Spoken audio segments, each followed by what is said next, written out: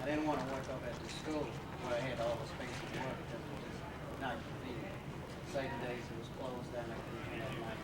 And in my, what I use as my living room, which is my studio now, it's about, the expand that I was able to accomplish was about 20 feet, and it was about 9 feet tall. So this is, the total of this is 24 by 8. Okay. But my particular space that I was working in was exactly, the length of the wall was 20 feet. Okay, what I so had you to weren't do able was- to do. I wasn't able to put all these together like we have here, and 6 up, and then paint them at the same time. I had to either have this one over to the side wall while I was painting these 5, or I had to have the end one over there to the side wall in order to get that whole thing unified and basically together. Was it difficult for you? Well, it was difficult in the sense that each one of these panels are over a half-inch thick, and they weigh over 40, they weigh about 50 pounds each. So having to move them around, because no, if I have a panel off of this end, which means that I have to slide the whole system down. Either I have to slide the whole system to the right or the whole system to the left, which means that take everything down and slide it all down to the end. And then the end panel, let it go off to the side, because I didn't have the expansion that we have here.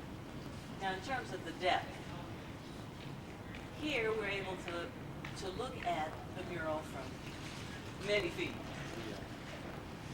As you stood back in your living room to look at the big picture, how much depth did you have? How far? What's the farthest you were able to get away from the painting to be able to conceptualize this big space? I think that the most would be about 20, maybe 25 feet. And that's not looking at it directly head on. That's coming to the corners of my far inside of the house and looking at it from that.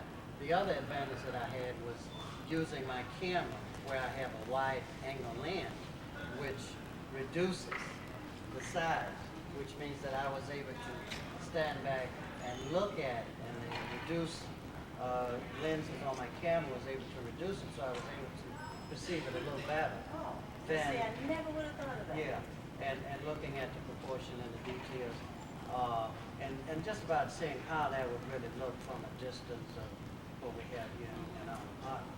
I don't know, what is that? That's over 100 feet, isn't it? Thank goodness. That means Yeah. people, when they It's over enter, 100 feet. can see the mural as soon as they come in Yeah. and approach It's, it. it's one of the best space areas that I've had the opportunity of designing and putting mural painting on. Perfect It's space. well lighted, you know, in terms of daylight, and of course at night, they're talking about now putting 2 spotlights or 3 spotlights over so that they get that spotlight effect where when the students are in there, they're able to see it night, they're able to see it day, and that kind of thing. Yeah, well, I had a schedule of roughly about 3 months to finish, and I managed to finish ahead of the schedule, about 2 months. And that's why I wanted to do it at the house, because I would get up 2 o'clock in the morning and paint, 12 o'clock at night I would paint, 1 o'clock in the morning, and during the time I didn't have to teach a class at Kennedy King, I was able to put in the other time. So I was able to paint almost around the clock, with the exception of when I was over at Kennedy King teaching my classes. Now, in terms of your style, not to cut you off, in terms Yeah. of your style, this is very different from your other works. Are you working with a new, well, I shouldn't say are you are. Could you tell me something about? Well, as you've seen, Okolo, I have a number of techniques and styles. This one happens to be one of my more realistic styles. It's more realistic and it's more painterly. When you say more painterly, if you were to come up, or even if you were to look closely, you can see my paintbrush strokes. You can see the paintbrush and the strokes of the paint. Whereas when I get into another style, which is more flat graphic, where I apply the paint basically just completely flat, where you don't have any gradation or tones in between, like I have the gradations and the tones here.